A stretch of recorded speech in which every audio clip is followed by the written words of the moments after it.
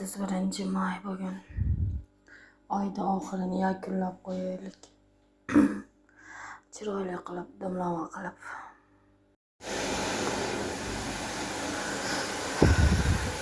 Go'shtlarga chiroyli qilib qovurdik mana. Undan keyin piyoz solamiz. Kartoshka, pomidor, bolgarskiy, ukroplar.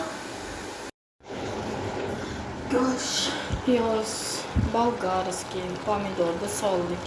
Endi kartoshka bilan, ukrop bilan ziloniy piyozni solsak.